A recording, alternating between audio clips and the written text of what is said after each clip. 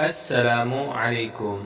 Please subscribe our channel and press the bell icon for further videos. السلام علیکم ورحمۃ اللہ وبرکاتہ ان الحمد للہ والصلاۃ والسلام علی رسول اللہ اما بعد. ناظرین، رمضان المبارک کی مقدس ساعتوں میں ہمیں اللہ تعالیٰ کی بارگاہ میں توبہ استغفار کے ساتھ رجوع کرنا چاہیے تھا، اپنا تعلق اللہ کے ساتھ مضبوط کرنا چاہیے تھا. لیکن افسوس کہ ہم اس مہینہ میں بھی آپس میں تان و تشنی اور لایانی باتوں سے باز نہیں آ رہے. آج کل میڈیا پر مولانا طارق جمیل صاحب کا ایشو چل رہا ہے کہ جنہوں نے میڈیا والوں کو جھوٹا کہہ دیا ہے، انہوں نے یہ کر دیا ہے، انہوں نے وہ کر دیا ہے. اللہ کے بندو، اس بات کو آپ میرٹ پہ رکھیں، اس مسئلے پر سنجیدگی سے غور کر لیں کہ ایز اے ہول مجموعی طور پر اگر ان کی بات درست ہے تو پھر صبر و تحمل کا مظاہرہ کیا جائے. اور اب تو ویسے انہوں نے معافی بھی مانگ لی ہے، تو اب اس مسئلے کو جانے دیں، اس بات کو چھوڑیں، اب رفع دفع کر دیں، ختم کر دیں. اگر بالفرض انہوں نے زیادتی بھی کی ہے تو چل رہا ہے کام، چل رہا ہے، وہ دن وہ رات. یاد رکھو، میڈیا کے ذمہ داران، آپ کے ذمہ بھی بہت کچھ ہے، آپ نے بھی اللہ تعالیٰ کو جواب دینا ہے. اس میڈیا کے ذریعے اللہ کے دین کا کام کتنا ہو رہا ہے، آپ لوگ اللہ کے دین کے متعلق کتنا کام کر رہے ہیں. اس میڈیا کے ذریعے کتنا شرک کی مذمت کر رہے ہو، کس حد تک رسول اللہ صلی اللہ علیہ وسلم کی سنت کو پھیلا رہے ہو. ذمہ داری، کسی کے ہاتھ میں قلم ہے تو وہ قلم کے ذریعے آقا دو جہاں رحمت عالم جناب محمد الرسول اللہ صلی اللہ علیہ وسلم کی سیرت کو عام کرے.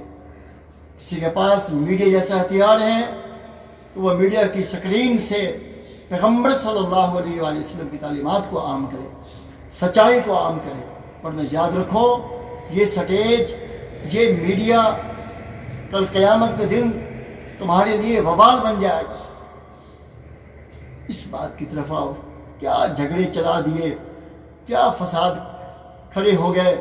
مولانا طارق جمیل صاحب کی خدمت میں بھی عرض ہے کہ وہ جس منصب پہ ہیں عوام کی نظروں میں اور خصوصاً اپنی جماعت کی نظروں میں، ان کو بھی چاہیے کہ ایک ہی دفعہ تول کر بات کریں، ایک ہی دفعہ سمجھ کے بات کریں، تاکہ نہ ان کے وقار پہ کوئی دھبا لگے، نہ ان کو پھر اپنے الفاظ واپس لینے پڑے. اسی طرح علماء کرام کے بھی ان کے ساتھ اختلاف چل رہے ہیں. بہرحال جو بھی ہے، میں یہ سمجھتا ہوں کہ اتنا سارا معاملہ کھڑا کر دینا، اس کی وجہ سے یہی ہے کہ طارق جمیل صاحب ایک مولوی. تو اللہ کے لیے ان علماء پہ بھی رحم کریں. یہ بھی انسان ہیں، غلطیاں کر بیٹھتے ہیں، بھول جاتے ہیں. بس ہی کریں اس مسئلے کو، اب ختم کر دیں اس مسئلے کو. اللہ تعالیٰ بھی یہی فرماتے ہیں کہ وہ غصے کو پی جانے والے ہیں.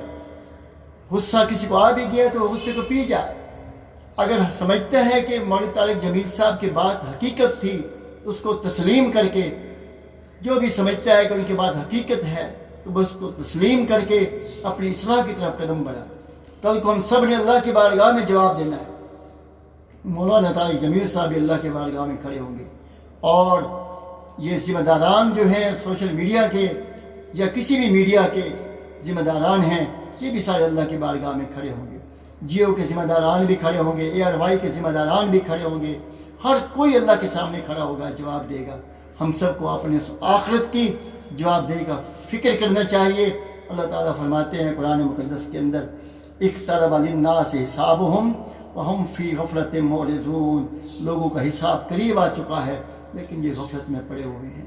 حساب قریب آ چکا ہے، موت قیامت ان کی قریب آئی کھڑی ہے، لیکن پھر بھی ان کو پرواہ نہیں ہے، پھر بھی ان کو اس بات کی کوئی سمجھ نہیں ہے.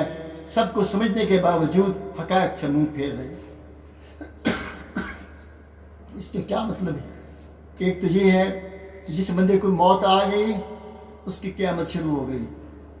اسی طرح اس کا ایک مطلب یہ بھی ہے کہ دنیا جب سے چل رہی ہے، دنیا کی زیادہ عمر جو تھی وہ گزر چکی ہے، اب باقی تھوڑی سی بچ گئی ہے، کس وقت قیامت قائم ہو جائے تو ہم اپنے اگلی زندگی آخرت کی فکر کریں۔ دنیا تو گزر جائے گی، دنیا گزر جائے گی، میری بھی گزر جائے گی، آپ کی بھی گزر جائے گی، مولانا طارق جمیل کی بھی گزر جائے گی، ہر ایک کی گزر جائے گی، لیکن یاد رکھیں غصے کی حالت میں ایسی کلمات نہ کہیں جس سے اللہ کی ناراضگی کا خطرہ پیدا ہو جائے۔ تو میں آپ تمام ناظرین کو یہ بات عرض کرنا چاہوں گا کہ ہم محمد عربی صلی اللہ علیہ وسلم کی امت سے ہیں۔ وہ ہمارے نبی جو راتوں کو بھی ہمارے لیے روتے تھے، دن کو بھی ہمارے لیے روتے تھے، امتی امتی کہتے گئے تھے۔ ہم اس نبی کی امت ہیں۔ اس امت کے لوگوں نے پیغمبر کے ساتھ کیا کچھ نہیں کیا، پھر ہمارے نبی صلی اللہ علیہ وسلم نے ان کے ساتھ جو سلوک کیا وہ امت کے لیے اسوہ حسنہ بن گیا۔ تو معافی کا اسوہ حسنہ اپنائیں، درگزر کا اسوہ حسنہ اپنائیں۔